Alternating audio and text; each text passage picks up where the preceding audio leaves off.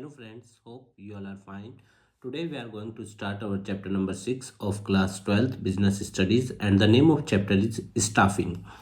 Basically, in this chapter, we will study how a firm or the organization recruit their staff, what are the sources of recruiting the staff, and how the company or the firm measures that how much the staff they required. We will read all of the following things in the given chapter.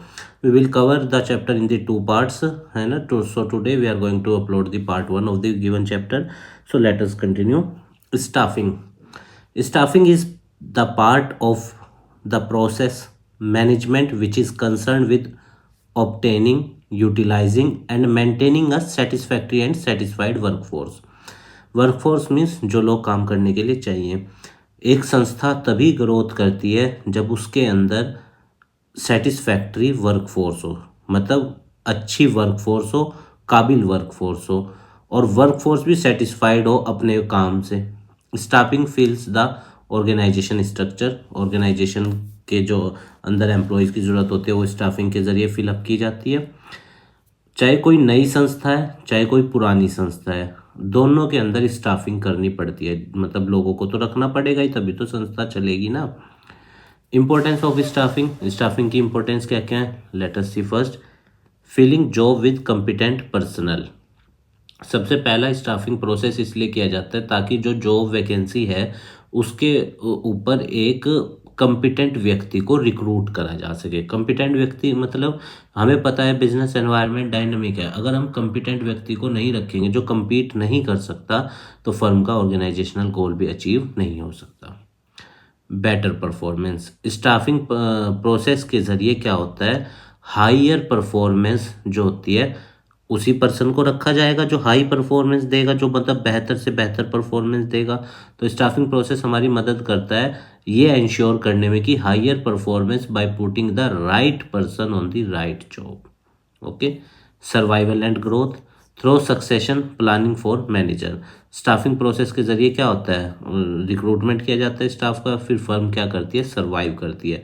क्योंकि firm higher performance वाले staff को रखेगी जो क्या करेगा, अपनी best से best performance देने की कोशिश करेगा, और वहीं फर्म सर्वाइव करेगी और ग्रोथ करेगी और मैनेजर्स प्लानिंग कर पाएंगे. Optimum utilisation of human resource. Staffing helps in avoiding disruption of work by indicating in advance the shortage of personnel. Staffing process के अंदर पहले ही इंडिकेट कर दिया जाता है कि इतने स्टाफ की ज़रूरत है, फिर उसका रिक्रूटमेंट प्रोसेस, एडवर्टाइजमेंट, वो सब चीज़ें होती हैं. और ये ऐसा क्यों किया जाता है, ताकि वर्कर की शॉर्टेज ना हो, काम जो है वो रुके ना, संस्था का गोल मतलब कि बाधित ना हो, संस्था अपने गोल की तरफ निरंतर बढ़ती रहे. Improve job satisfaction and morale. Proper staffing improves job satisfaction. अगर अच्छा स्टाफिंग प्रोसेस होगा और स्टाफ अच्छा रखा गया होगा तो वो व्यक्ति सेटिस्फाई होगा, जॉब सेटिस्फेक्शन होगा उसके पास, और उसका मोराल जो है, जो उसकी कह सकते हो आप एनर्जी है, वो भी क्या होगी, बहुत हाई होगी, है ना, और वो मन लगा के काम करेगा. Of employee through objective assessment and fair rewarding for their contribution. And whenever an employee do more hard work or accomplish the goal of the organization efficiently and effectively, so the employee should be awarded. Staffing and human resource management. In small organisation the function of staffing is the responsibility of all the manager. जो संस्थाएं छोटी होती हैं उसके अंदर तो manager ही recruitment कर लेते हैं, है ना. मैनेजर ही एम्प्लॉयज़ की सैलरी तय करता है, वेलफेयर और वर्किंग कंडीशन सब मैनेजर तय करता है छोटी संस्थाओं में. पर जो संस्थाएं बहुत बड़ी होती हैं उनके अंदर HR डिपार्टमेंट होते हैं अलग से. एज ऑर्गेनाइजेशन ग्रो, जैसे जैसे संस्था बड़ी होती है एक अलग से डिपार्टमेंट बना दिया जाता है, ह्यूमन रिसोर्स डिपार्टमेंट. ठीक है, जिसके अंदर क्या होती है, स्पेशलिस्ट होते हैं, है ना, जिनका काम होता है संस्था के लिए एम्प्लॉयज़ को रिक्रूट करना, जो कंपिटेंट एम्प्लॉयज़ हैं. HRM human resource department may be defined as the art of procuring, developing and maintaining competent workforce. HRM department की जिम्मेदारी है कि अच्छे से मेंटेन करके रखना ऐसी वर्कफोर्स को जो कंपिटेंट है, जो संस्था के गोल्स को अचीव करे इफेक्टिवली और इन एफिशिएंट मैनर. मतलब HRM की ड्यूटी, अगर कोई पोस्ट खाली हुई तो उसका रिक्रूटमेंट HRM करेगा, पर अगर संस्था छोटी होती है तो वहाँ मैनेजर ही रिक्रूटमेंट कर देता है, सैलरी वैलरी भी तय मैनेजर ही कर देता है generally. Specialised activities to be perform by human resource personnel. अब ये क्या हम क्या क्या करते हैं, जैसे इनका काम होता है रिक्रूटमेंट कराना, जॉब का एनालिसिस करना, इंफॉर्मेशन कलेक्ट करना, सिलेक्शन प्रोसेस इनकी जिम्मेदारी है, कंपटीशन इंसेंटिव प्लान्स करने, है ना, प्लेसमेंट एंड ओरिएंटेशन। ओरिएंटेशन में क्या होता है, जिसमें जो नया स्टाफ आता है उसको फैमिलियर कराना दूसरे स्टाफ से जो एग्जिस्टिंग है, कलीग्स है उनके। ट्रेनिंग और डेवलपमेंट ऑफ एम्प्लॉय हैं ये, और परफॉर्मेंस अप्रेजल, ठीक है, इस सब का काम करना। और फिर परफॉर्मेंस अप्रेजल में आपको पता है फिर उस हिसाब से उस एम्प्लॉय की ग्रोथ तय करी जाती है कि इसने कितना अच्छा काम करा है या नहीं करा है, ठीक है। And the next one is handling grievance and complaints. HRM का ये भी काम होता है कि मतलब एम्प्लॉय से जुड़े हुए जो कंप्लेंट्स हैं या ग्रेवियंस हैं, सजेशंस हैं, उनको भी सुनना, मतलब कि उसी बेस पे डिसाइड करा जाता है कि एम्प्लॉय को कंटिन्यू करना है या नहीं करना है। Provide social security and welfare of employ का बोनस हो गया या सोशल सिक्योरिटी स्कीम्स होगी, उसके लिए वो सब चीज़ें भी एचआरएम डिसाइड करता है। Defending the company in law suit and avoiding legal complications, और एचआरएम की जिम्मेदारी होती है जो लीगल कॉम्प्लिकेशंस कंपनी को झेलने ना पड़े, तो जो केस लड़ने हैं या जो वकीलों को हायर करना है वो सब भी यही करते हैं, ठीक है, एचआरएम वाले। Now the next is staffing process. अब देखो, कोई भी व्यक्ति को अगर संस्था के अंदर रखना है तो एक पूरा प्रोसेस होता है। जैसे फॉर एग्जांपल जहाँ मैं इस वक्त पढ़ाता हूँ, तो वहाँ पे सबसे पहले उन लोगों ने, जो वहाँ का एचआरएम डिपार्टमेंट है, उन्होंने ये देखा कि किस चीज़ की जॉब खाली है ना। फिर फॉर एग्जांपल पीजीटी इकोनॉमिक्स में पढ़ाता हूँ वहाँ, तो पीजीटी इकोनॉमिक्स की जॉब आई सबसे पहले, मैन पावर की एस्टिमेशन किया गया कितनी चाहिए, है ना, उसमें एस्टिमेट हुआ, फिर उसके बाद सब चीज़ें आगे बढ़ी, एडवर्टाइजमेंट हुआ, फॉर्म फिलअप, है ना, written test, interview, demo, verification, medical test, police verification, पता नहीं क्या क्या था। तो एक पूरा प्रोसेस फॉलो करना पड़ता है। The various step involve in the staffing process are as follow. So the first one is estimating the man power, कितने लोग चाहिए, सबसे पहला काम एचआरएम का ये होता है। मैन पावर, और कोई भी गवर्नमेंट की भी ऑर्गेनाइजेशन हो, चाहे सिविल यूपीएससी हो, चाहे एसएससी हो, चाहे स्टेट सिविल सर्विसेज की जो संस्थाएं हैं, ऑर्गेनाइजेशंस हैं, कोई भी बॉडी है, आरआरबी है, सब पहले ये एस्टिमेट करते हैं कि लोग कितने चाहिए काम करने के लिए, है ना। Man power requirement involve forecasting and determining future man power needs of the organisation. The man power requirement involve two kind of analysis. सबसे पहले ये देखा जाता है कि काम का लोड कितना है, फिर उस हिसाब से लोगों की जरूरत पड़ती है ना। It involves determining number and type of human resource required to perform various job. मतलब काम कितना है संस्था के अंदर, कौन कौन से डिपार्टमेंट में काम रुका हुआ है या किस तरीके की वैकेंसी है, वो चीज़ सबसे पहले देखना। फिर workforce analysis, it shows the number and type of human resource working with in the organisation. मान लो जैसे काम का एनालिसिस कर लिया वर्कलोड का कि 15 लोग चाहिए, और अब वर्कफोर्स का एनालिसिस करा कि अभी तो हमारी संस्था में 11 लोग हैं, तो यानी 4 पोस्टें खाली है ना, तो एस्टिमेट कर लिया कि 4 लोग अभी चाहिए संस्था के अंदर। The aim is to have right number and right kind of people in the right place and at the right time. Workforce analysis के अंदर ये आता है कि सही काम के लिए सही व्यक्ति सही जगह पर और सही समय पर, ठीक है। The next one is estimating of man power के बाद जो दूसरा काम आता है वो आता है रिक्रूटमेंट प्रोसेस। अब रिक्रूटमेंट प्रोसेस के अंदर भी बहुत सारी चीज़ें होती हैं, है ना। Recruitment refers to the process of searching for prospective employees and encouraging them to employ for jobs in the organisation. Recruitment process वो प्रोसेस है जिसके ज़रिए उन लोगों को ढूंढना जो एक्चुअल में उस जॉब के लायक हैं और एलिजिबल है।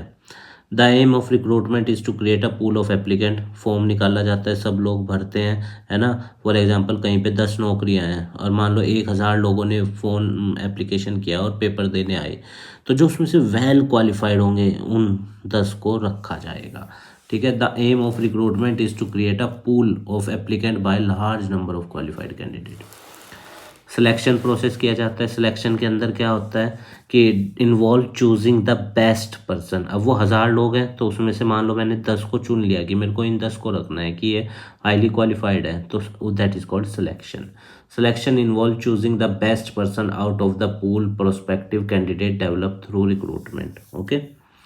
प्लेसमेंट और ओरिएंटेशन, जो आदमी हमने सेलेक्ट किया उसके बाद उसे अपॉइंटमेंट देना, है ना, कि इस आदमी को हम रखा जाएगा, अपॉइंटमेंट लेटर इशू कर देना। ओरिएंटेशन में क्या होगा, उस आदमी को जिसको हमने रखा है, सेलेक्ट किया है, उसको दूसरे एम्प्लॉयज से फैमिलियर कराना, मतलब मिलवाना कि ये हमारी आज टीम, ये जैसे फॉर एग्जांपल ये हमारी टीम को आज से ज्वाइन करेगा ये व्यक्ति, और आप सब इनके मतलब कि साथ काम करेंगे। This is orientation. जैसे कॉलेजों में नहीं होता कि जब आप लोग कॉलेज में जाओगे तो ओरिएंटेशन होते हैं, नए स्टूडेंट्स को पुराने स्टूडेंट से मिलाया जाता है, तो सेम इसी तरह संस्थाएं करती हैं। Training and development. Training and development not only improve the knowledge and competence of employee. Training और डेवलपमेंट से नॉलेज तो बढ़ती है और कॉम्पिटेंस भी आती है एम्प्लॉय के अंदर for the present job, but also improve their competence for the career growth.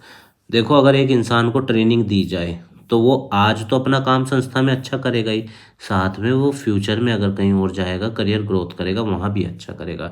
Training basically हमें फैमिलियर कराती है कि हमें वो काम करना कैसे है और क्या क्या हमारे सामने चैलेंजेस आ जाते हैं, और जब हम ट्रेनिंग लेते हैं तो हमारा डेवलपमेंट भी होता है, ठीक है ना। संस्थाएं इसीलिए ट्रेनिंग देती हैं।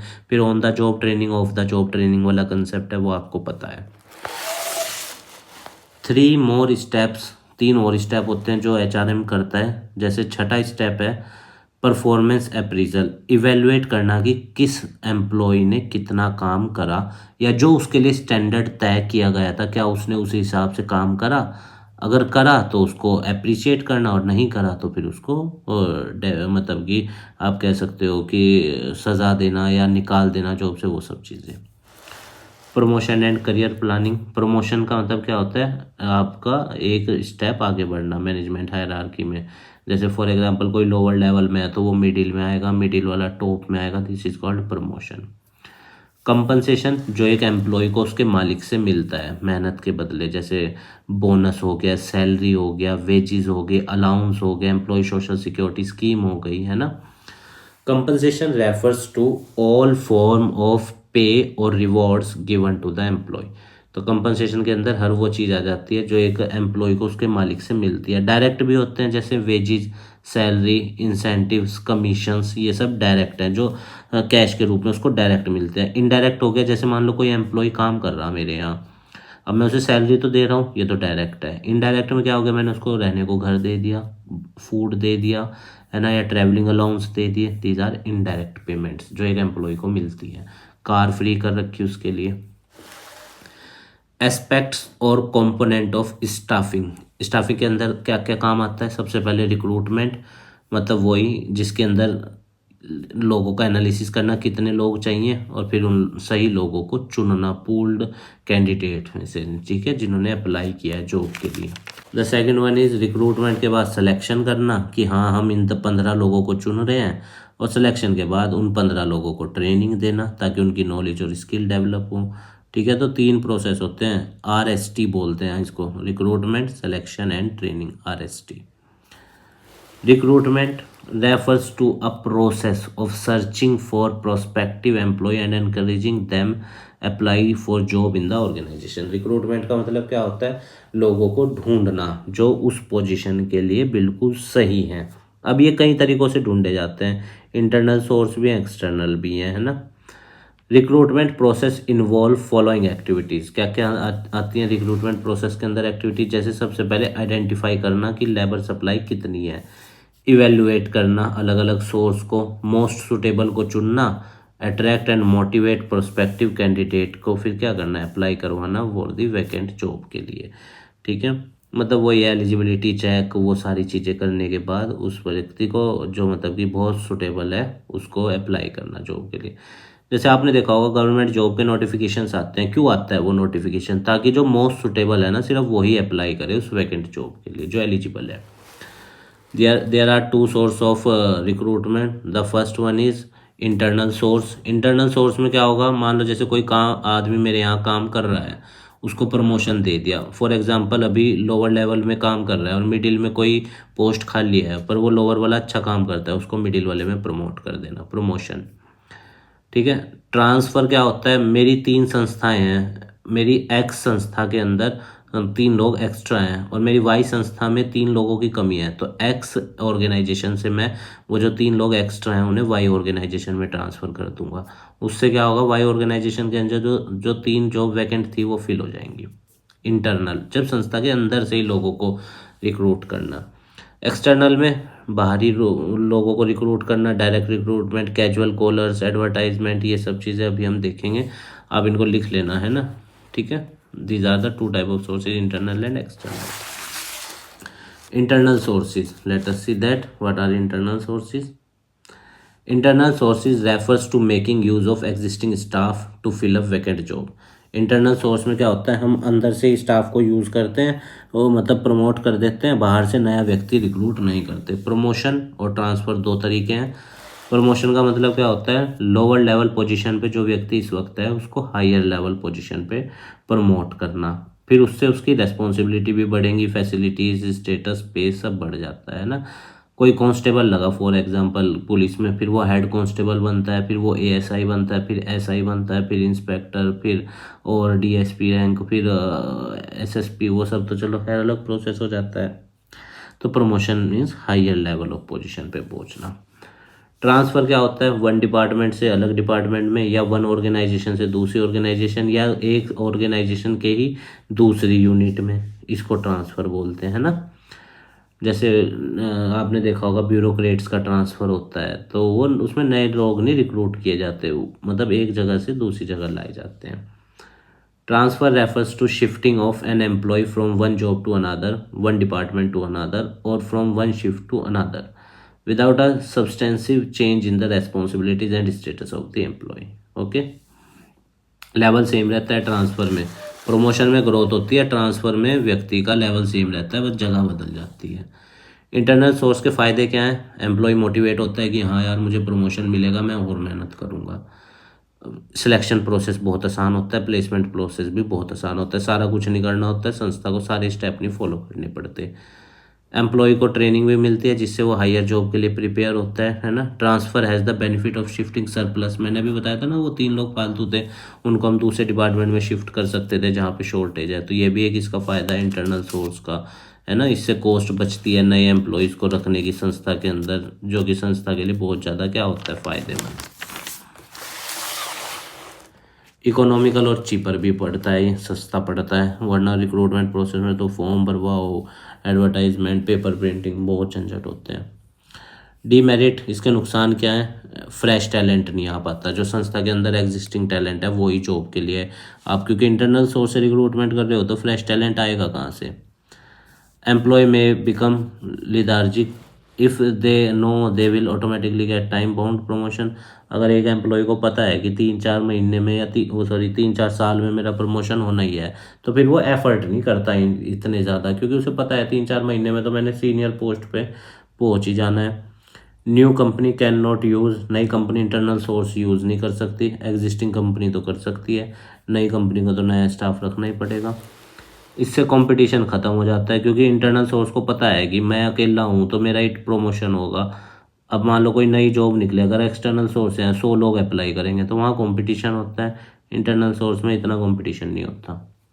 फ्रीक्वेंट ट्रांसफ़र ऑफ एम्प्लॉय में रिड्यूस द प्रोडक्टिविटी, अगर एम्प्लॉयज़ का ट्रांसफ़र जल्दी जल्दी होता रहेगा एक जगह से दूसरी जगह, उससे भी एम्प्लॉय की प्रोडक्टिविटी घटती है। क्यों, क्योंकि जैसे वो एक जगह सेटल होगा तुरंत ट्रांसफ़र का नोटिस आ जाएगा दूसरी जगह पे, जो जनरली ईमानदार लोगों के साथ होता है ब्यूरोक्रेसी में, है ना।